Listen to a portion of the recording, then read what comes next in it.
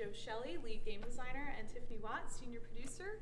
The way I'm going to do it is I'm going to ask you guys to raise your hands, and then when I call on you, please say your name and the outlet you're with before asking your question. Cool? Awesome. Let's get started. So, any questions? Hi, Alex Cementelli, Mr. Lamesi, streamer. Big question for me is, you talked about like descending into hell. Is this going to be sort of each zone will have its own boss, beat each of the bosses, and then kind of a portal down to hell opens up, something like that? Or some other sort of game design to get there? Yeah, so I think certainly roads and Sanctuary tend to lead to hell. We haven't finished making the game yet. Hell is a pretty important place in the game, so we want to give that a lot of love. But yeah, I mean, hell, generally speaking, is under Sanctuary. So, in terms of getting specifically the mechanics of how you'll reach hell, we don't have exact specifics yet. Yes. Steven Stewart, the live only one streamer. For difficulty and scaling, how is that going to be handled since it's an open world adventure? We're able to go wherever we want. Are there certain zones that the monsters' levels will be higher, or is there actually difficulty settings? Yeah, that's a big important thing for us because in a Diablo game, one of our most important jobs is to make sure that when you get that new legendary or that new piece of gear, or you level up, that you always feel stronger. And so incorporating scaling, which has lots of benefits in terms of playing with your friends, being able to go to different areas of the world, joining in with someone else's campaign if they're in a different step, incorporating that into a game like Diablo, where that idea of always getting stronger is so important, is something that we have to do with a lot of care. All right, you in the front. Zizarin, I'm a streamer as well. And Diablo 2 I would consider more like hardcore, and in Diablo 3 it's moving more casual. In Diablo 4, is it going to move more towards like a dedicated hardcore player base, or is it going to go similar to Diablo 3 and focusing more on casual players that don't have as many hours to play? Well, so you're asking about the idea of players who are very dedicated, hardcore players in that sense. Of course, Diablo 4 has a mode named hardcore that works the way that hardcore is working. I'm more talking about specifically how many hours and stuff. Yeah, it's something. So Diablo 3 has a very large group of people who got to experience Diablo for the first time, and they certainly have, I think, they've spent a lot of time playing what they know as Diablo. And then we have lots of people who know Diablo as Diablo 2 or even Diablo 1. So one of the things that having such a large canvas or world lets us do is have gameplay that speaks to all of those different constituencies, I guess. So yeah, there will be hard content. You will die. It's not all one-shotting. Nice. Jimmy Blocksom, streamer, DJ Howard on Twitch. So with this Diablo 4 being announced and having the console platforms also be announced at launch versus Diablo 3 kind of being a little bit after, what's the possibility of like crossplay? Because I know definitely with Blizzard games, playing with your friends is kind of a key component. Is there a possibility of this happening? I know the console manufacturers are starting to play nice with each other. Yeah, well, at Blizzard, we love to play with all of our friends as much as everyone else. So it's something that we're excited about exploring, but we don't have anything to announce at this time. But we definitely agree that it's something that would be really awesome to bring in Diablo 4. Mike Horton, YouTube creator. This is kind of related to his question.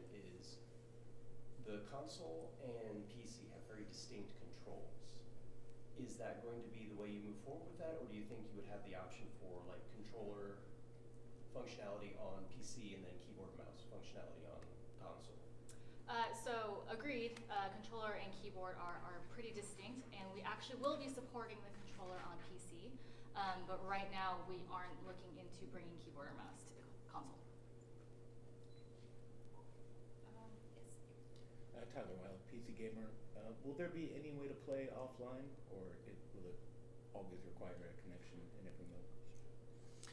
So with a large, seamless, connected, and shared space in the world, going down into dungeons, being able to group with your friends, trading in PvP, we feel that the best way to experience that is in a world that is online all the time. Lord Fluffy, Face of Diablo. Obviously, one of the biggest limitations of Diablo 3 is just like the end game where you spam rifts and greater rifts.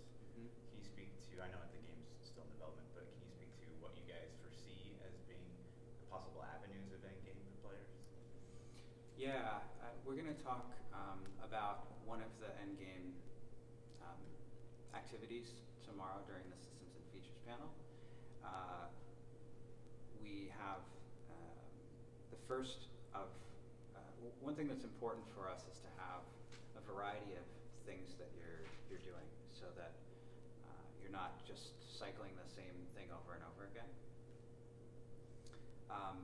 But the first thing that we have to a stage where we feel like this is really solid and we're ready to talk about it is this idea of keyed dungeons, which really I think are inspired by greater rifts, but basically there are hundreds of dungeons throughout Sanctuary, and you can obtain keys for in the end game you can obtain dungeon keys which upgrade a specific dungeon. So let's say you got a dungeon key for Garenhold. That dungeon key upgrades it into an endgame dungeon, and it also adds affixes to that dungeon and potentially to the boss of the dungeon that change how it plays, and of course those keys can get very, very hard as the ranks go up.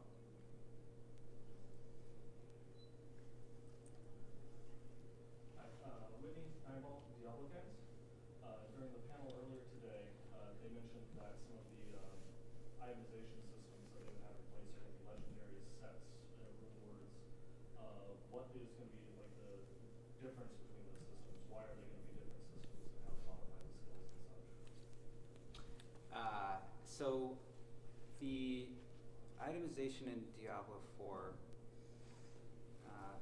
certainly we looked at how much diversity legendary powers brought to Diablo 3 in terms of the build diversity.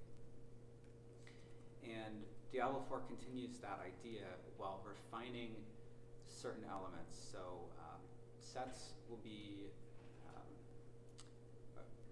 I think the easiest way to say it is that legendaries will be as or more powerful than set items.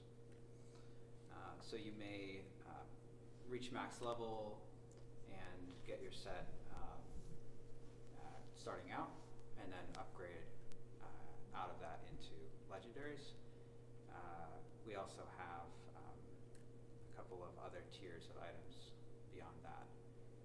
And the legendary powers allow you, of course, what's really important for us is that you can customize all of your build and play styles, both through the skills, talents, and then with all of your legendary powers. And having those across all of your slots gives a lot more flexibility.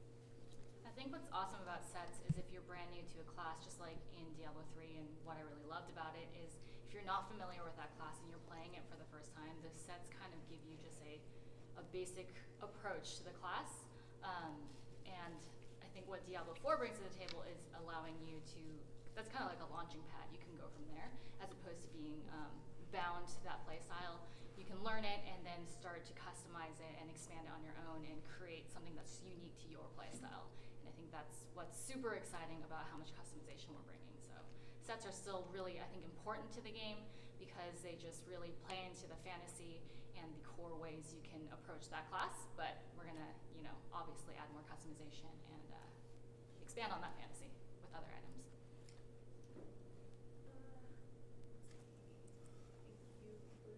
Me? Streamer, can you elaborate a little bit more on trading and loot? Is there a auction house? Is there a real money auction house? And is there do items bind to the player? And if I'm playing with friends, can they see the same stuff I'm seeing, or is it individual loot? Okay, I'm gonna go in order, or I'll try to go in order. So we are still figuring out exactly how the trading system will work, but our philosophy is that we want you to get items, especially the best items, by playing the game. So we don't have any plans to bring an auction house to Diablo 4. You will be able to trade with your friends, and we've gotten through a few different systems for how that would work. The one that we're exploring right now is one where a lot of items, components, potions, crafting materials, would be tradable all the time, freely with no limitations. And then some of the more powerful items would be bound when traded, so you can pick up the item, trade it to someone, and then at that point it's theirs. And then for the most powerful items, we would bind them on pickup. But this is just one possibility for how the trading in Diablo 4 will ultimately work, and we're interested in hearing feedback from the community, from all of you guys, about what you'd like to see in it. But really, it's finding a system that accomplishes our sort of core goals of making sure that the best way to get items is by playing the game, while still allowing as much freedom of trading as possible. Because that, I think, as Tiffany said, really brings a lot to the community. And was the loot spread between players, or? Right. When monsters drop loot on the ground, it is individual. You can drop loot on the ground, and other people in your party can see it.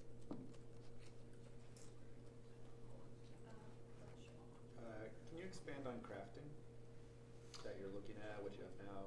We want to expand on crafting a lot as we continue to develop the game, to figure out how that system will work.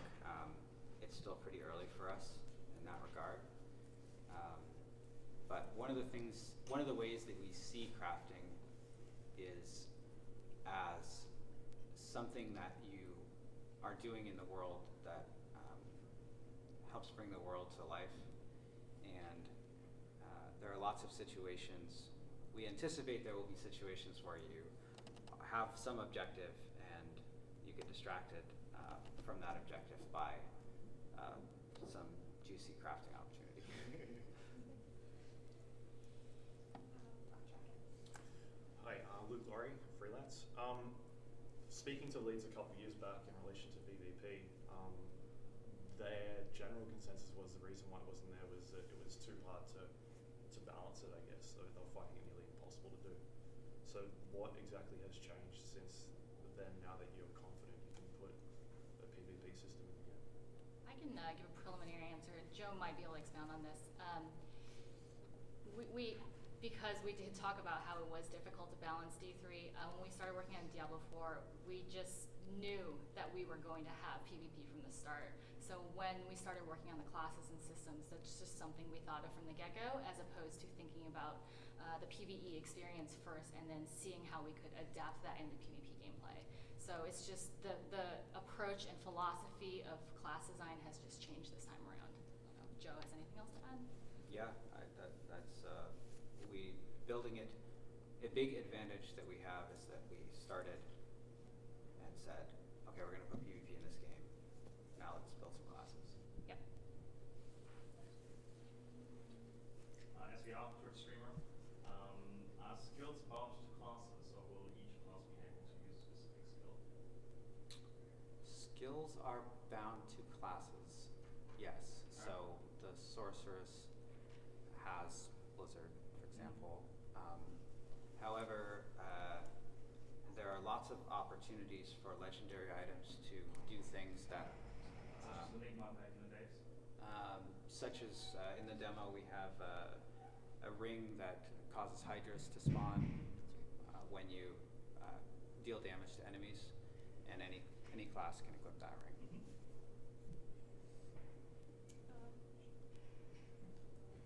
Hi, that's it. I see names. Is respecking at all considered in the game? And how is it approached compared to Diablo 3? So we have a skill system. I would let me take an opportunity to plug the systems and features panel happening tomorrow at At 3:15 At 3:15. on the Mythic stage with Joe Shelley, lead designer. Oh, shoot, 12:15. 3:15 is rolling more. 12:15. What was I? Sorry. Thank you. Got tied up in. So there are skills and talents, and you can level up your skills, which are permanent choices. And as you level them up, they become more powerful. You unlock additional skills and so forth. And you can also acquire. You get skill points as you level up, but you can also acquire skill points through skill tomes out in the world, sometimes from difficult content, and those also grant you skill points. If you play for enough time, you could max out all of the skills. Talents are laid out in talent trees and involve making difficult decisions about which path and which kind of gameplay styles you want to pursue, and those are respectable.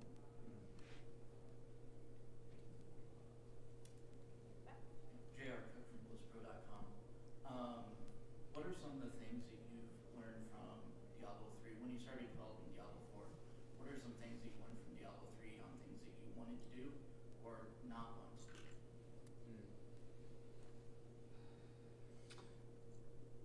Well, as Luis talked about a little bit during the Unveiled panel, one of the things that is really important in Diablo 4 is this idea of the legacy of Diablo. And that means that we look at Diablo 1, Diablo 2, Diablo 3 for different aspects of those games that we really want to capture. So if we look at if we're looking at the sort of the Gothic horror elements from Diablo 1, when we look at Diablo 3, we look at some of the fast-paced visceral combat, responsiveness of your skills, the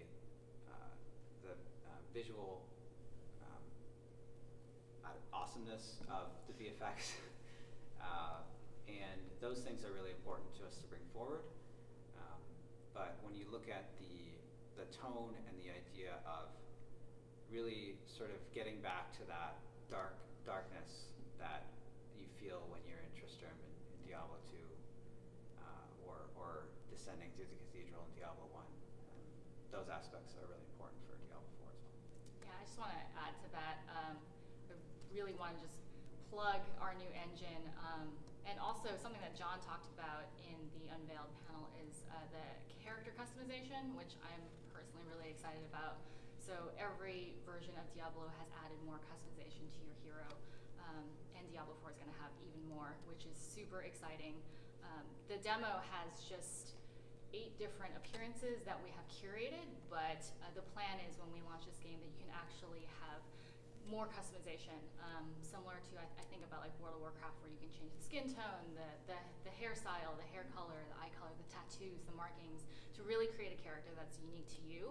I mean, Diablo is an RPG, it's a role-playing game, so being able to create a character that you can identify with, that you think represents you, or the character that you want to be, I think is super awesome. And going back to, we talk about Return to Darkness over and over again, but that feeling of dread that is in Diablo 1 and Diablo 2, there was a little bit of it in Diablo 3, so it's not that we stepped away from it. We explored, some of the lighter parts of Sanctuary, but being able to go back to how you felt, when you get to the Butcher, or for me, it was when I was in the Inner Cloister. That really freaked me out when I was in high school. So going back to those feelings that we had when we first encountered Diablo is something that I think we're super excited about for Diablo 4. Wow, you got a lot. What was it that What I did you said? say? Hasn't asked yet. All right, now you talk. The Beach Out Twitch streamer. Have you guys worked a little bit on, as far as combat goes, chaining abilities from different classes together to do like maybe combo effects or things like that to add unique new play styles for a group? That's an interesting idea. Now they might. We don't have anything to announce regarding chaining abilities together. It is something we do, however, want to, both through the way that the development of the monsters and development of the classes, want to create gameplay that synergizes, to use a fancy made-up word, but a gameplay that works together. Chaining is certainly one way that we could do it. Another way that we do it on bosses actually is through something called the stagger system. So bosses in Diablo 4, whenever you apply some kind of crowd control type effect, so slows, stuns, freezes, those kinds of things, it builds up a stagger bar, and this is on the boss itself, so everyone's working together to cause this effect. When the bar is filled, the boss is staggered, and it's not just, it does provide you a respite, but we build a unique thing for every boss. It's like an additional boss mechanic. If you got a chance to play the demo, you can check it out on Shava. You can actually break off. Shava has these giant blades that hit like a screen and a half away. It's like crazy. But you can break them off, and then when she tries to do that sweeping attack, the range is like way shorter. So you can change the whole fight through that mechanic. You could still defeat bosses without ever triggering the stagger mechanic. It's just kind of a bonus if you have a build that can stack up stagger, or if it's just something that you want to do, you can totally do it. But the drowned witch at the end of the drowned caverns also has a stagger mechanic that you may or may not trigger depending on how you fight her, and it's kind of cool seeing how the different classes, they all have different builds obviously, can build up the stagger bar in different ways. So you guys are opening up.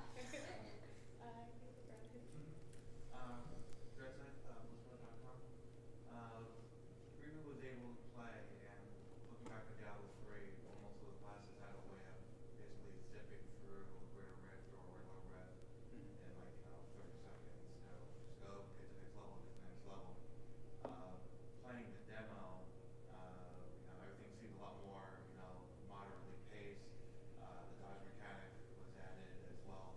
So what's your viewpoint on mobility in general, and do you feel like we'll eventually be able to get up to that pace, we'll be able to zoom through, or how's that pace control as far as mobility is concerned? Yeah, so it's my fault that the sorceress doesn't have teleport equipped. But it's certainly, I would say that you observe that the pacing is a little bit more measured than some of the most frenetic moments in Diablo 3, and that's an intentional aspect to it, but we do want to give you a lot of freedom in terms of how you move through areas, because that's always been something that's important to Diablo. Of course, on the overworld, you'll be able to ride around. On maps.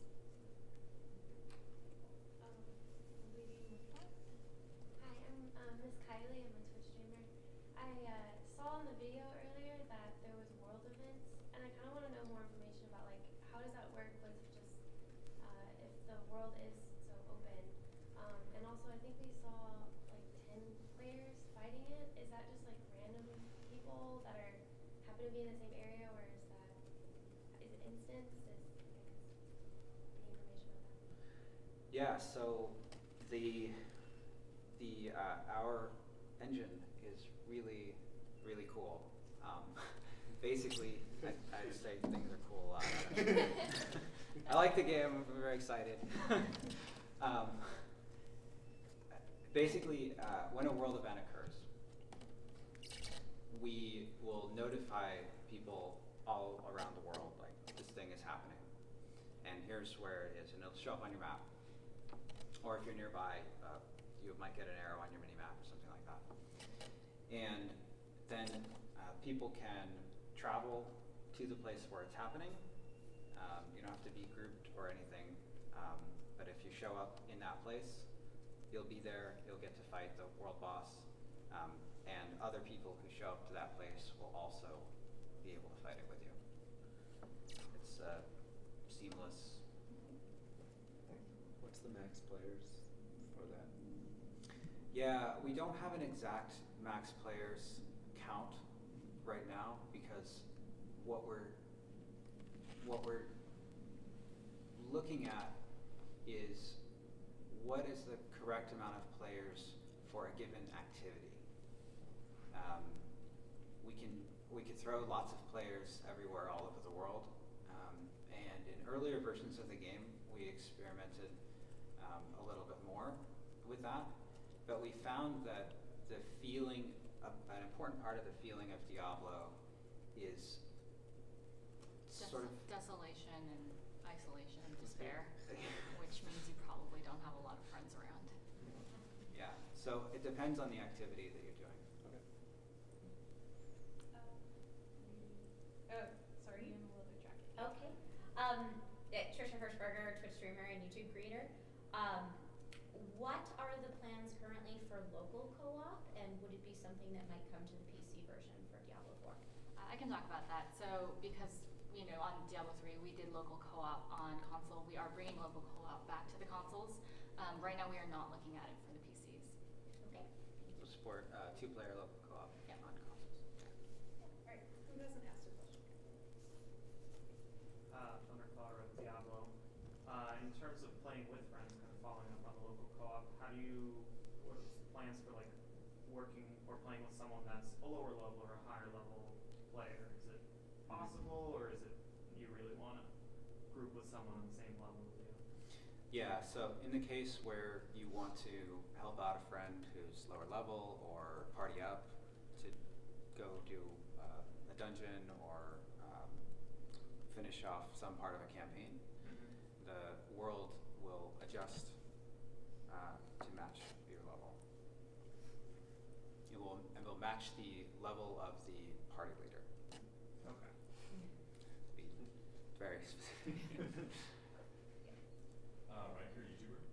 What is your philosophy on itemization with regards to having items that will apply multipliers of a few hundred to specific skills? Do you intend to go in that direction or something else? You're talking about the big numbers that you sometimes see on items in Diablo 3? Yeah, like buffing one specific skill. So there will be items that buff a specific skill, and if you check out the systems and features panel, just assume all the things I say. 12:15 p.m. tomorrow, interesting. We're going to talk more about that, but so some legendaries will buff a specific skill, and you can combine those legendaries to apply multiple buffs to the same skill. For example, we have a teleport skill on the sorceress, and we have a legendary that allows the teleport skill to have no cooldown and just cost mana. but it teleports you to random locations. And then we have another legendary that adds a damaging nova whenever you teleport, so you can combine those legendaries to create a sort of your own custom teleport ability. And there are more legendaries even than that modify that skill. But we're making so many legendaries for Diablo 4 that even while we're making a lot of legendaries that support skills like that, there are also legendaries that are more broadly applicable, can be equipped by different classes like the Hydra Ring I mentioned earlier, and provide other different kinds of powers. You in the purple? Heather, Nexus Podcast. One of my favorite things of Diablo 3 was the whimsy and the humor. Are there going to be treasure goblins and any secret levels in this game? There are treasure goblins. He's coming back. I've named him Gary. That's not really his name. But actually, you can check them out. They're actually in the demo, so you'll see them there. The experience is mostly the same. It gets you to do things in combat you don't really want to do, which I think is really exciting. And also, another plug for one of our panels, the artists at stage panel tomorrow. The character artist that modeled the treasure goblin will be showing you how he did it. So if you want to check that out, if you're a big fan of Gary, go check that out at 10 a.m. in the Darkwind Fair. I think it's called the Epic Stage. Yeah. Good memory. My favorite thing about Gary actually is that when you encounter him in Diablo 4, he's